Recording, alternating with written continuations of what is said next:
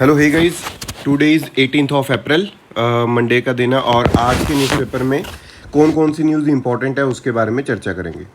काफ़ी important news आई हुई हैं। फ्रंट पेज पे अगर हम बात करते हैं तो सबसे पहली जो न्यूज़ के साथ में हम स्टार्ट करेंगे, retirement spree in Supreme Court may affect effort to scale down pendency. मतलब इनके कहने का ये है कि जो अगर हम बात करते हैं कि भी जो रिटायरमेंट है ज़्यादा हो रही है, जिसकी वजह से क्या हो रहा है कि जो पेंडेंसी है केसेस की वो भी इंक्रीज़ होती हमें दिखाई देगी in a very short time period. ठीक है, ये मतलब एक कॉन्टेक्स्ट है, जो न्यूज़ का कॉन्टेक्स्ट है, मैं अभी उसके बारे में बात कर रहा हूँ सिर्फ। और इसमें जो चीज़ें हमारी रिलेटेड है वो किससे रहेगा, GS2 से ये हमारा रिलेटेड रहेगा, जिसमें हमारी पॉलिटी और गवर्नेंस के बारे में हमने बात करनी होती है। ये हमारे सिलेबस का इसमें पार्ट है ये हमारा। उसके बाद में अगर हम यहाँ पे बात करते हैं तो CGI का टर्म एंड हो रहा है ना, वो और काफ़ी जितने भी यहाँ पे हमें दिखाई दे रहे थे हमारे जजेस, उनका जो टर्म है वो एंड होता दिखाई दे रहा है, जिसकी वजह से हम यहाँ पे ये देख रहे हैं कि जो पेंडेंसी है केसेस की मे भी वो in a very short time period वो इंक्रीज़ होती दिखाई देगी। चलिए इसके बारे में और जानते हैं कि इसमें होता क्या है। लेट्स सी, यहाँ पे सबसे पहले हमें क्या पता चलता है कि अगर हम बात करते हैं कि कितने जजेस हैं हमारे यहाँ पे, अगर हम बात करें तो सुप्रीम कोर्ट की जो स्ट्रेंथ है वो अगर हम बात करें वो 34 है इंक्लूडिंग CGI। मतलब 33 जजेस रहेंगे और 34 क्या होता है हमारे टोटल 33 प्लस CGI को मिला के 34 हो जाता है। और यहाँ पे जब लास्ट टाइम स्वेर इन किया था 9 न्यू जजेस ने, तब उसकी स्ट्रेंथ 33 हो गई थी, लेकिन 34 अब तभी भी नहीं हुई थी, लेकिन जो टारगेटेड है वो हमारी 34 है। और अभी जिस तरह से रिटायरमेंट हो रही है तो ये जो स्ट्रेंथ है वो बहुत डिक्रीज होती दिखाई देगी। अगर हम अपॉइंटमेंट की बात करते हैं तो वो कोलिजियम सिस्टम से हम अपॉइंटमेंट कराते हैं। और ये होता क्या है, ये सिस्टम है अपॉइंटमेंट का या ट्रांसफ़र करने का, जिसको हम जजमेंट ऑफ सुप्रीम कोर्ट से ही कैरी करते हैं, ना कि एक्ट ऑफ पार्लियामेंट से। ठीक है, एक बात। नंबर 2, ये कहीं पे भी मेंशन नहीं है, बहुत इंपॉर्टेंट पॉइंट मैं आपको ढूंढ के बता रहा हूँ यहाँ पे, कि एक्ट ऑफ पार्लियामेंट से कुछ भी नहीं होता, नंबर 1 है। नंबर 2, ये जो कोलिजियम सिस्टम है इसका मेंशन कहीं पे भी नहीं है, ना ही ओरिजिनल कॉन्स्टिट्यूशन में और ना ही किसी भी सक्सेसिव अमेंडमेंट में कहीं पे भी इस चीज़ का मेंशन है। नंबर 3, अगर हम बात करें तो सुप्रीम कोर्ट का जो कोलिजियम है वो हेड करता है CGI और उनके साथ में 4 अदर सीनियर मोस्ट जजेस होते हैं कोर्ट के। ये भी चीज़ आपने साथ में याद रखनी है। और हाई कोर्ट में क्या होगा, chief justice and 4 other senior most जजेस ऑफ द कोर्ट रहेंगे। ये हमारा कोलिजियम सिस्टम बैठता है। इसके लिए रिलेटेड प्रोविजंस क्या है, अगर मैं बात करूं अपॉइंटमेंट ऑफ द जजेस के लिए, तो आर्टिकल 124 क्लोज 2 में लिखा हुआ है कि जो जजेस ऑफ द सुप्रीम कोर्ट हैं उनको अपॉइंट करेगा प्रेसिडेंट। ठीक है जी, उनको अपॉइंट कौन करेंगे, प्रेसिडेंट करेंगे। आफ्टर कंसल्टेशन करने के बाद में जो जजेस हैं सुप्रीम कोर्ट के या फिर हाई कोर्ट के, और उतने ही लोगों को वहाँ पे अपॉइंट किया जाएगा जितने लोगों की प्रेसिडेंट को ज़रूरत लग रही है। ठीक है जी, ये होगी 124 की बात। अगर मैं 217 की यहाँ पे बात करता हूँ तो वहाँ पे लिखा हुआ है को जो जज है हाई कोर्ट का, सेम चीज़ लिखी हुई है, वो भी अपॉइंट कौन करेगा, प्रेसिडेंट जी करेंगे। और वहाँ पे लेकिन कंसल्टेशन किसकी रहेगी, chief justice of India, number 1। Number 2, यहाँ पे कंसल्टेशन की बात रहती है governor of the state, and in case of appointment of a जज other than chief justice, the chief justice of the high court. ठीक है जी, मतलब अगर तो हम chief justice of high court की क्या कर रहे हैं, वहाँ पे अपॉइंटमेंट कर रहे हैं, तो वहाँ पे चीफ जस्टिस ऑफ इंडिया और गवर्नर ऑफ द स्टेट की भी कंसल्टेशन रहती है। लेकिन अगर हम किसी नॉर्मल जजेस की हाई कोर्ट में, हाई कोर्ट जजेस की कर रहे हैं, तो वहाँ पे chief justice of high court की जो कंसल्टेशन है वो रहती है। अगर हम बात करें कि ये वाला जो सिस्टम है वो आया कहाँ से, इसकी एवोल्यूशन हुई और इसका फर्स्ट जजेस जो केस आए 1981 में हमने बात किया, तो हमने ऊपर पढ़ा था कि जो प्रेसिडेंट जी हैं वो रिकमेंडेशन लेंगे चीफ जस्टिस ऑफ इंडिया की। तो पहले वो जो रिकमेंडेशन थी वो कुछ बाइंडिंग टाइप की नहीं थी, लेकिन सेकंड जज केस में उन्होंने बोला, फर्स्ट जज केस की आपने ईयर याद रखना 1981 है, फिर उसके बाद में जब सेकंड जज केस आता है 1993 में, तो जो कंसल्टेशन वर्ड है उसका मतलब कर दिया गया कॉन्क्यूरेंस। मतलब जो CGI की ओपिनियन है वो कि कोई इंडिविजुअल ओपिनियन नहीं है, वो एक इंस्टीट्यूशनल ओपिनियन है, जिसमें उन्होंने बोला CGI के साथ में 2 सीनियर मोस्ट जजेस की ओपिनियन भी हमें चाहिए होएगी सुप्रीम कोर्ट में।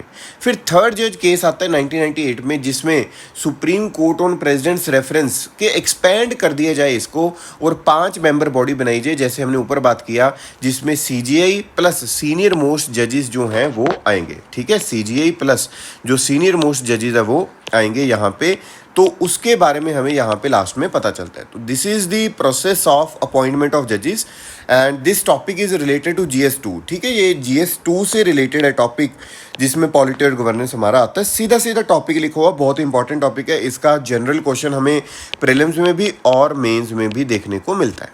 ठीक है जी, चलिए नेक्स्ट चीज़ की बात करेंगे कि BRICS meet likely in June India to attend China hosted event. ठीक, तो इसमें क्या है, India to attend China hosted event, जो कि चाइना होस्ट करेगा जिस इवेंट को, तो इंडिया उसको अटेंड करेगा। ब्रिक्स की मीट की यहाँ पे बात हो रही है। ब्रिक्स के बारे में हमें पता होना चाहिए कि ब्रिक्स में है क्या क्या और क्यों, why BRICS is important for India. ठीक है जी, चलिए सबसे पहली चीज़ कि जो ब्रिक्स एक एक्रोनिम बनाया गया, वो बनाया था कि वर्ल्ड की कुछ लीडिंग इमर्जिंग इकोनॉमीज़ हैं। मतलब एक ब्रिटिश इकोनॉमिस्ट थे, ब्रिटिश इकोनॉमिस्ट ने 2001 में, जिनका नाम था जिम ओ'नील, उन्होंने एक इकोनॉमिम को, ब्रिक को कॉइन किया, जिसमें उन्होंने बोला ब्राज़ील है, रशिया, इंडिया और चाइना, और उन्होंने बोला ये हैं वर्ल्ड की लीडिंग इमर्जिंग इकोनॉमीज़ जिनको अच्छे वे से काम करना चाहिए। तो इन्होंने ये सोचा कि जब इकोनॉमिम बनाया ही गया है तो 2006 में 2006 में इसको हम फॉर्मलाइज्ड करते हैं, और इन्होंने पहली मीटिंग की। और साउथ अफ्रीका में, लेकिन मैंने पहले ही बोला आपको कि ब्रिक था, लेकिन ब्रिक्स कैसे बना, साउथ अफ्रीका को इनवाइट किया गया था 2010 में कि आप हमारी जो ब्रिक ऑर्गेनाइजेशन है उसको ज्वाइन कर सकते हो, और जिस चीज़ की वजह से ब्रिक से क्या बन गया, ब्रिक्स बन गया। ठीक है जी, अब जो ब्रिक्स को अगर हम मान के चलें तो टुगेदर मतलब इकट्ठे होके 5 of the largest developing countries of the world है ये रिप्रेजेंट करती है 41% ऑफ ग्लोबल पॉपुलेशन को और 24% of the global GDP and 16% of the global trade. ठीक है जी, फिर उसके बाद में अगर हम बात करें तो इंडिया के पास 2021 की चेयर है, लेकिन इसमें सबसे इम्पॉर्टेंट चीज़ क्या है, वो है 6th ब्रिक्स समिट हुआ था 2014 में, और जिसमें एक डेक्लेरेशन आती है जिसका नाम है फोर्टालेजा डेक्लेरेशन। आपने इतना याद रखना है, फोर्टालेजा डेक्लेरेशन। ठीक है जी, अब ये फोर्टालेजा डेक्लेरेशन है क्या, फोर्टालेजा डेक्लेरेशन में FD यहाँ पे लिख रहा हूँ। फोर्टालेजा डेक्लेरेशन में नंबर 1 चीज़ निकल के आई, न्यू डेवलपमेंट बैंक, क्योंकि जो वर्ल्ड बैंक है वो कई बार ऐसा होता था कि कुछ अच्छे वे से वहाँ पे हमसे हमारी बात नहीं होती थी डेवलपिंग कंट्रीज़ की, तो इन्होंने सोचा न्यू डेवलपमेंट बैंक, हम अपना ही एक बैंक बनाते हैं, new development bank, number 1। Number 2 contingent reserve agreement. ठीक है, CRA निकल के आया यहाँ से, और CRA का मेन पर्पज़ या मेन मकसद क्या था कि सपोज किसी कंट्री के BOP क्राइसिस हैं, BOP क्राइसिस का मतलब बैलेंस ऑफ पेमेंट क्राइसिस, ये क्राइसिस एज जनरल बहुत छोटी टर्म में मैं बता रहा हूँ आपको, वो कब आते हैं, सपोज कि हम एक्सपोर्ट हमारा रिड्यूस हो चुका है, बाहर भेजने वाला सामान, और इंपोर्ट हमारा बहुत ज़्यादा है, इंक्रीज़ हुआ है, जिसकी वजह से हमारे पास उतने पैसे नहीं है बाहर देने के लिए। इस तरह की कंडीशन को हम BOP क्राइसिस बोल सकते हैं, मतलब ये वन ऑफ द कंडीशन है, सिर्फ ये कंडीशन नहीं है। तो BOP क्राइसिस से निपटने के लिए हम जो फंडिंग है, जो पैसे हैं, जैसे आपने सुना भी होगा कि श्रीलंका IMF से पैसे ले रहा है, इंटरनेशनल मॉनेटरी फंड से, तो हमने एक उसी तरह का एक अरेंजमेंट बनाया, CRA कॉन्टीजेंट रिजर्व अरेंजमेंट, जिसमें हमने कुछ बिलियन डॉलर्स डाले कि किसी भी कंट्री को ज़रूरत है तो इस रिजर्व में से पैसे ले सकता है अपने BOP क्राइसिस से ऊपर आने के लिए। ठीक है जी, तो this is about the BRICS, ये आपने याद रखना है, बहुत इंपॉर्टेंट चीज़ है। चलिए नेक्स्ट न्यूज़ की तरफ चलते हैं। नेक्स्ट न्यूज़ है 21 held over the communal clash in the Jahangirpuri. ठीक है, ये आपने सुना होगा चीज़ को, तो इसमें है क्या, इसके बारे में चर्चा करेंगे। एक अगर हम बात करें तो हनुमान जयंती पे एक शोभा यात्रा निकल रही थी, तो उसमें क्लैशेस हुई हैं, तो अब किसकी गलती है ये तो अभी खास पता नहीं लग सका, लेकिन यहाँ पे जो चीज़ हमें दिखाई दे रही है कि 21 को अरेस्ट किया गया, 16 of whom are Muslims and booked them for rioting and criminal conspiracy. ठीक है, तो इस तरह की बात हमारे सामने आ रही है। इसके बारे में कम्युनल क्लैशेस के बारे में हमें, ये हमारा मेंस का टॉपिक है कम्युनल क्लैशेस, और मेंस में ये कौन से पेपर में आएगा, communal clashes we can observe a question in the GS2, GS3, internal security, polity, governance में ये चीज़ आती है, तो इसके बारे में हमें पता होना चाहिए, इसके बारे में बात करेंगे। Let's see. सबसे पहली चीज़ वो फैक्टर्स जो कि कंट्रीब्यूट करते हैं कम्युनल वायलेंस को। नंबर वन सबसे बड़ा जो आज की डेट में फैक्टर है वो फैक्टर है disruptive effect of social media. Social media एक ऐसा फैक्टर है जिसकी वजह से हम देखते हैं कि वो जो हेट मैसेजेस हैं, जो audio visual documentation of violence है ना, कुछ भी चीज़ें हैं वो मतलब नॉन फिल्टर होके, कोई उसमें फ़िल्टर नहीं लगा हुआ, कुछ भी नहीं है, वो हमारे पास आती हैं। और जिस चीज़ की वजह से जो माइंड्स है वो चेंज होते हैं, इनह्यूमैनिटी आती है ना, वो जो सारी चीज़ है वो सोशल मीडिया का पार्ट हो गया। नंबर टू जो फैक्टर है वो है role of mainstream media.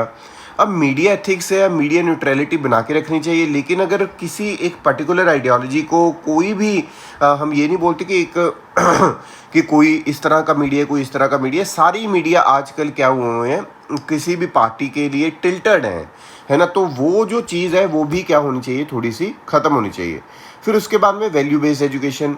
जो एजुकेशन है आजकल की डेट में वो वैल्यू बेस्ड नहीं है, जिसमें हम देखते हैं कि भाई ब्लाइंडली फॉलो करते हैं हम ट्रेंड्स को। तो जो वैल्यू बेस्ड एजुकेशन थोड़ी सी होनी चाहिए। फिर उसके बाद में मेजॉरिटेरियन हेजिमनी और माइनॉरिटी इनसिक्योरिटी। माइनॉरिटी को इनसिक्योरिटी है और जो मेजॉरिटी में है वो उनको एक हेजिमनी अपनी बनानी है, और जिस चीज़ की वजह से ये प्रॉब्लम्स हमारे पास क्रिएट होती दिखाई दे रही। तो ये कुछ फैक्टर्स थे जो कि हमने डिस्कस किया, जो कि कारण है कम्युनल वायलेंस का। लेकिन इसका इम्पैक्ट क्या होता है, impact of communal violence. Number one इसमें आता है वायलेशन ऑफ ह्यूमन राइट्स, ठीक है, सबसे इंपॉर्टेंट। नंबर टू आता है इकोनॉमिक लॉस। ऑब्वियसली कि ह्यूमन राइट्स की वायलेशन हो रही है, इकोनॉमिक लॉस लाजमी है कि वहाँ पे किसी ने आग लगा दी, पत्थर मार दिया, किसी का घर तोड़ दिया, ऐसा कुछ हो रहा है। फिर उसके बाद में सोशल डिसोनेंस। मतलब सोशल डिसोनेंस का मतलब है कि इस तरह की जो चीज़ें हैं ये स्ट्रेंथन करती हैं वोट बैंक्स आइडियोलॉजी को, वोट बैंक पॉलिटिक्स को, ठीक है, और कम्युनल हार्मोनी को सीरियस डैमेज होती है फॉर अ लॉन्ग पीरियड। फिर उसके बाद में इरोजन ऑफ कॉन्स्टिट्यूशनल वैल्यूज़। हमारी जो कॉन्स्टिट्यूशनल वैल्यूज़ हैं, जिसमें हम सेक्युलरिज्म की बात करते हैं, जिसमें हम फ्रेटर्निटी की बात करते हैं, वो भी चीज़ें क्या हो रही है, डाउनग्रेड हो रही। तो this is about the communal violence. तो पहले जो फ्रंट पेज पे 3 न्यूज़ बड़ी इंपॉर्टेंट हुई थी, उसके बारे में हमने चर्चा की।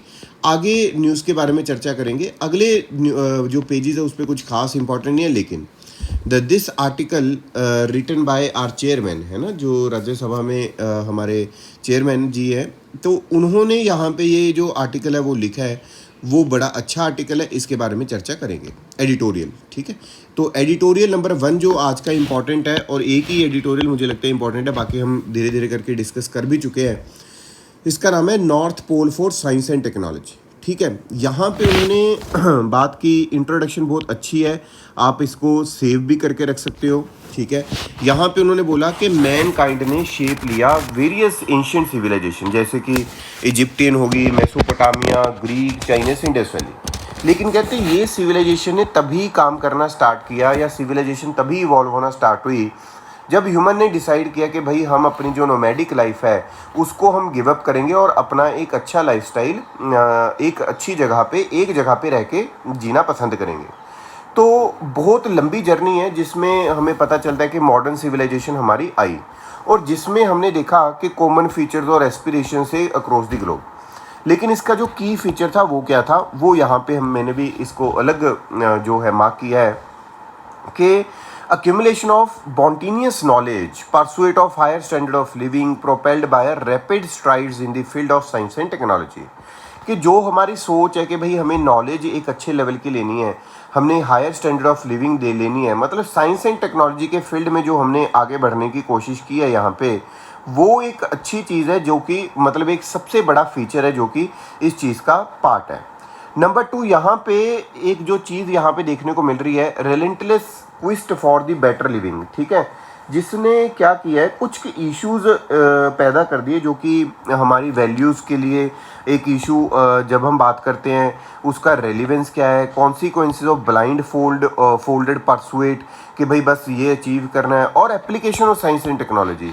मतलब कुछ चीज़ें साइंस एंड टेक्नोलॉजी ने कुछ अच्छी चीज़ों के लिए बनाई गई थी, उसको हम बॉम्ब मेकिंग में यूज़ कर रहे हैं, उसको हम केमिकल वेपन्स बनाने में यूज़ करें। तो इस तरह की जो आइडियोलॉजी है उसकी यहाँ पे बात की जा रही है। यहाँ पे उन्होंने रेफरेंस दिया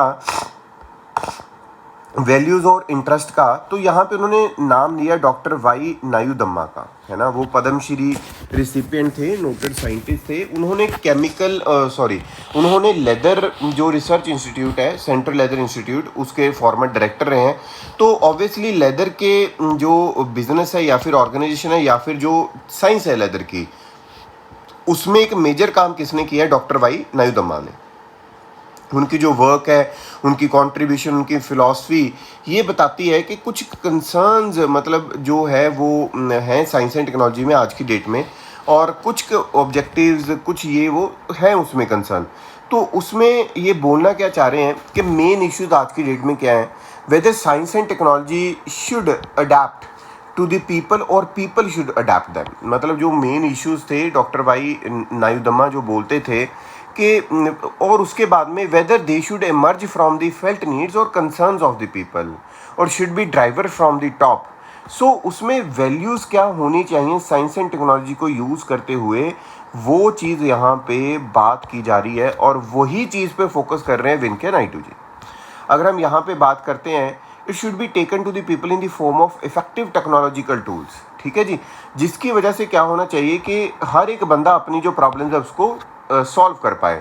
मतलब क्या है कि जो साइंस एंड टेक्नोलॉजी आप लेके भी आप आ रहे हो, वो क्या होनी चाहिए? सिटीजन फ्रेंडली होनी चाहिए, और उसकी जो एक्सेसिबिलिटी है, उसकी जो अफोर्डेबिलिटी है, वो हर एक बंदा कर पाए। इस तरह से यहाँ पे लिखा हुआ है, ये वैल्यूज़ हमारी होनी चाहिए।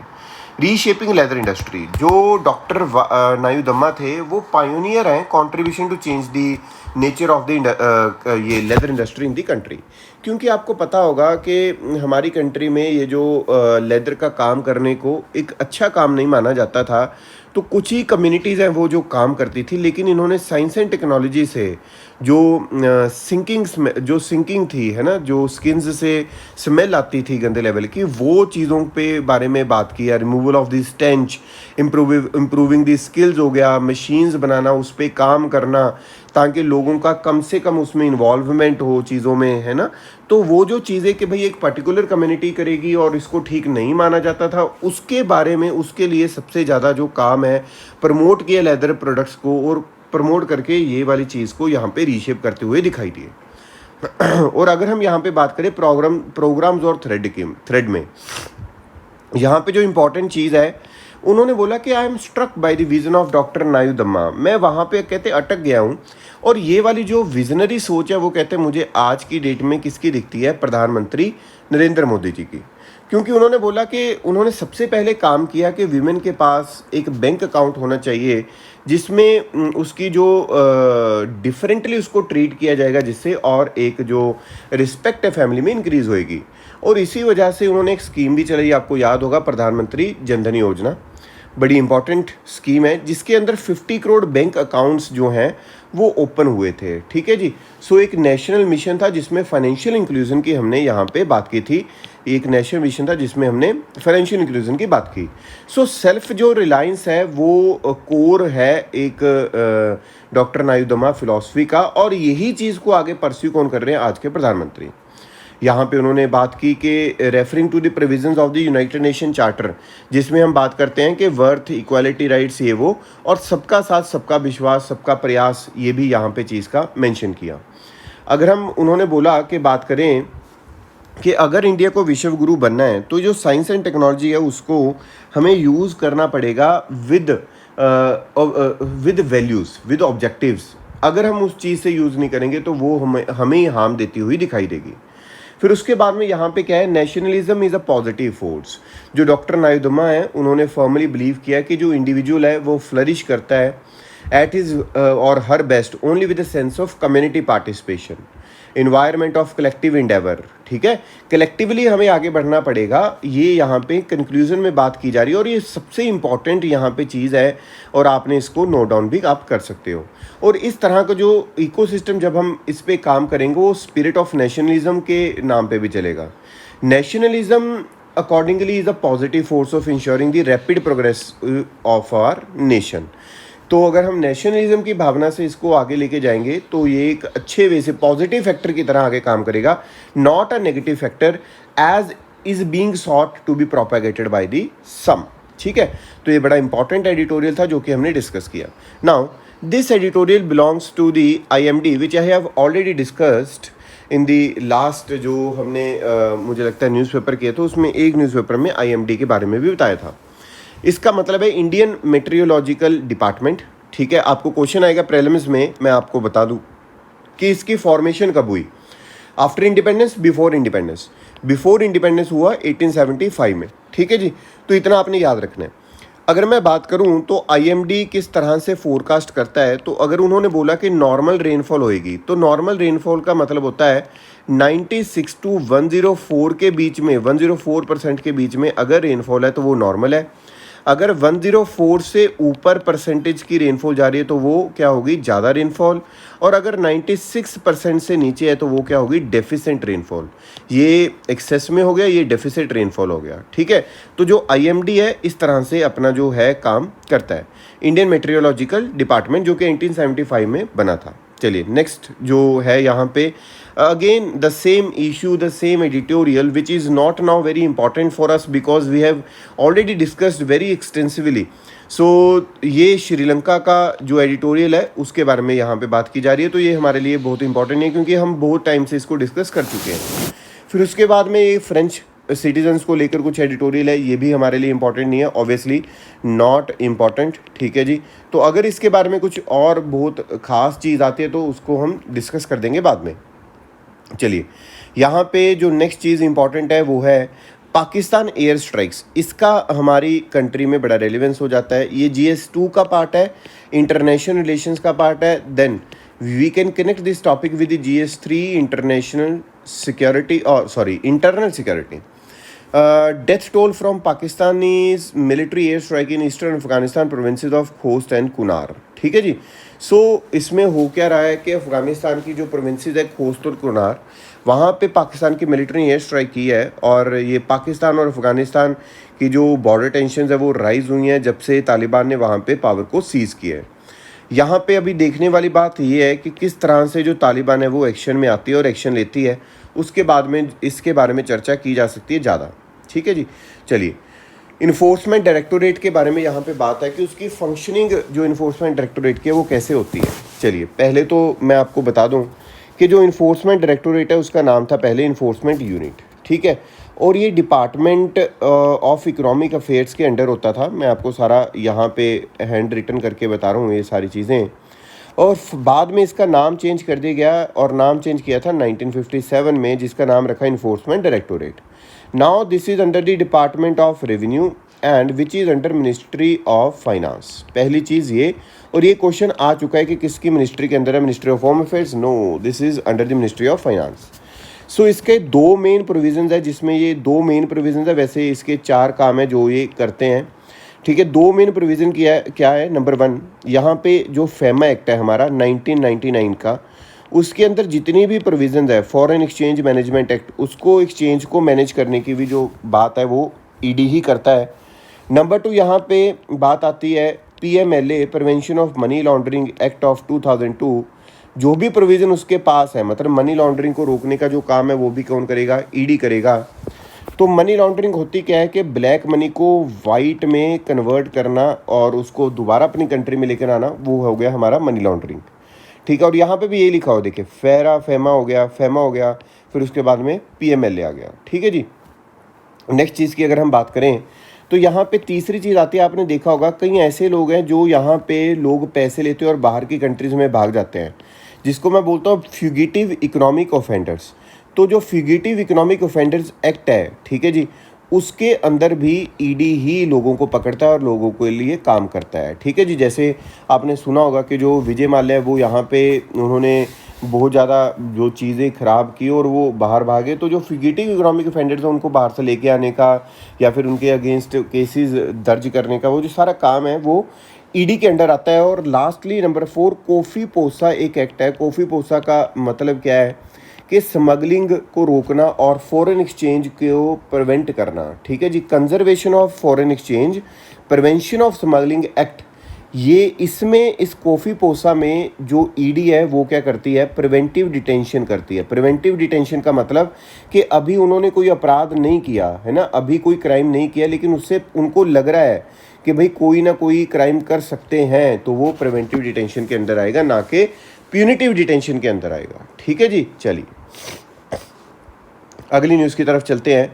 ये न्यूज़ है related to the status of India's national cyber security strategy. इसमें अगर हम बात करें तो सबसे पहली चीज़ तो यहाँ पे बात की जा रही है कि अमेरिकन साइबर सिक्योरिटी, जिसका नाम है फर्म पालो आल्टो नेटवर्क, 2021 की रिपोर्ट में उन्होंने बोला कि महाराष्ट्र वो स्टेट है जिसमें सबसे ज़्यादा क्या हुए हैं, रैंसमवेयर अटैक्स हुए हैं। नंबर 2 जो इंडियन ऑर्गेनाइजेशन है उसमें जो अटैक्स हैं इस तरह के 2.18% इंक्रीज़ हो चुके हैं। Number 3 national cyber security strategy है क्या। एक काउंसिल है जिसका नाम है data security council of India, DSCI। उन्होंने 22 पेजेस की रिपोर्ट निकाली जिसमें उन्होंने फोकस किया 21 एरियाज़ पे। और उन्होंने उस रिपोर्ट में क्या क्या फोकस किया, सबसे पहला large scale digitization of the public services. जो पब्लिक सर्विसेज हैं उसको लार्जली स्केल करना चाहिए, डिजिटाइजेशन करना चाहिए। नंबर 2 सप्लाई चेन सेक्टर की बात की गई।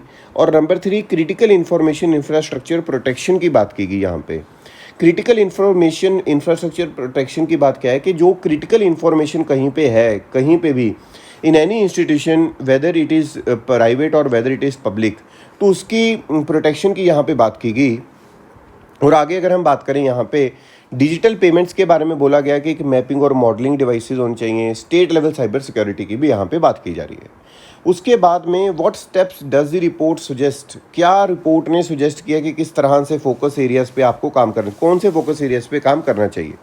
यहाँ पे उन्होंने बोला नंबर पर बजट जो है उसको इंक्रीज़ करना चाहिए, 0.25% ऑफ एनुअल बजट इस पे लगना चाहिए और उसको इंक्रीज़ करो फर्दर 1% तक। Number 2 research, innovation, skill building and technology development की यहाँ पे बात की गई। नंबर 3 अगर हम यहाँ पे बात करें, the extremely important a framework should be devised in collaboration with the national skill development corporation NSDC और information security education and awareness.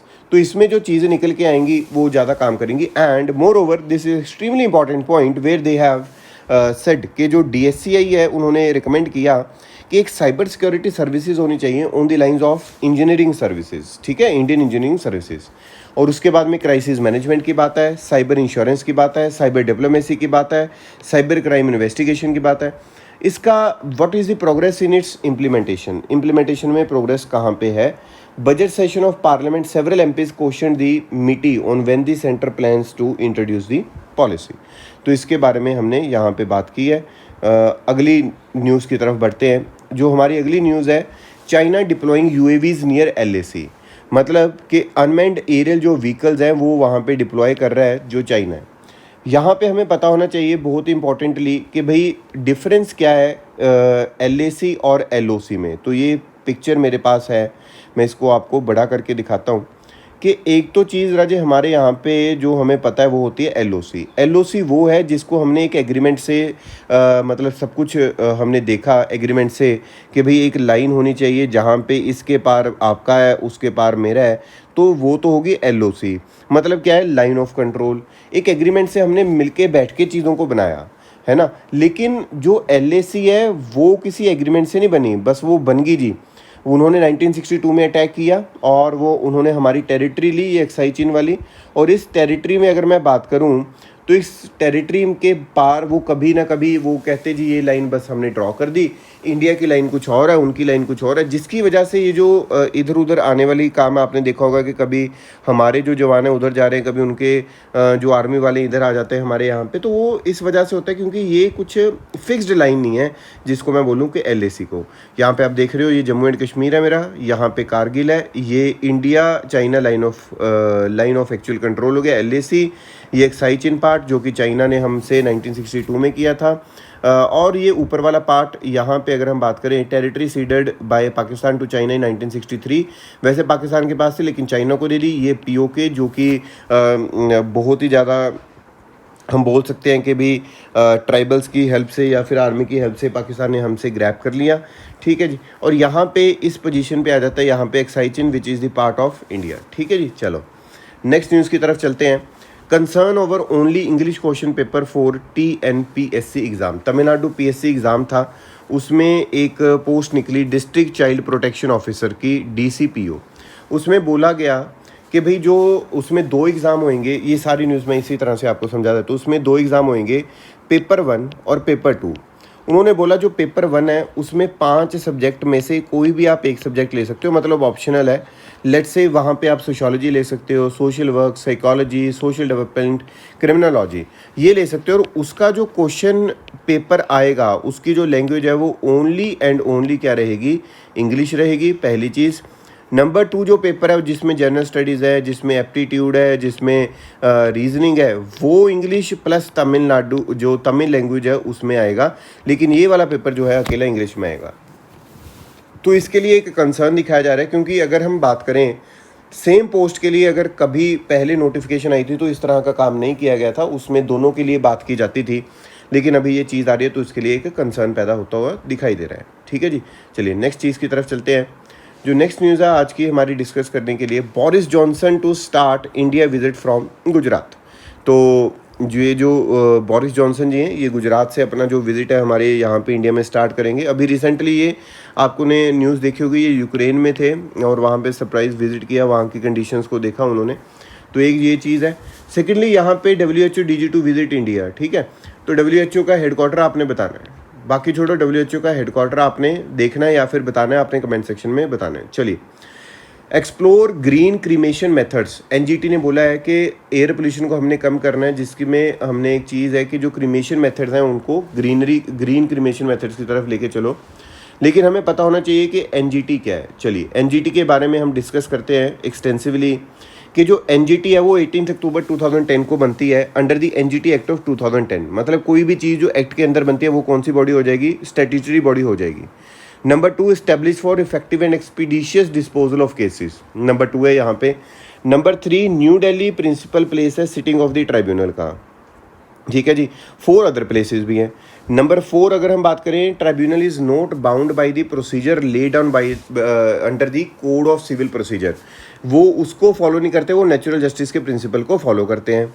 Number 3, जो भी कोई भी एप्लीकेशन या अपील डाली गई है वहाँ पे NGT में, तो with in 6 months of filing the same उसको क्या करना है, डिस्पोज करने का एक काम रहता है NGT का। लास्टली जो इंडिया है ये 3rd कंट्री बने था कि जिन्होंने इन्वायरमेंट के लिए एक स्पेशलाइज्ड ट्राइब्यूनल बनाया आफ्टर ऑस्ट्रेलिया एंड न्यूजीलैंड। बहुत इंपॉर्टेंट है, तो पहले नंबर पे ऑस्ट्रेलिया, दूसरे न्यूजीलैंड, तीसरे पे इंडिया। ये जो लिखा हुआ कोड है उसको फॉलो नहीं करते, नेचुरल जस्टिस को फॉलो करते हैं। इस चीज़ के बारे में आपने ध्यान रखना और ये बहुत इंपॉर्टेंट है, ठीक है जी। चलिए नेक्स्ट न्यूज़ की तरफ बढ़ते हैं, जिसमें हमने बात की है इरिडियम फोन्स और थर्मल इमेजेस की। ये जो दोनों चीज़ें हैं ये US अलाइड फोर्सेस यूज़ करती थी, कहाँ पे, ये यूज़ करती थी अफ़गानिस्तान में, ठीक है जी।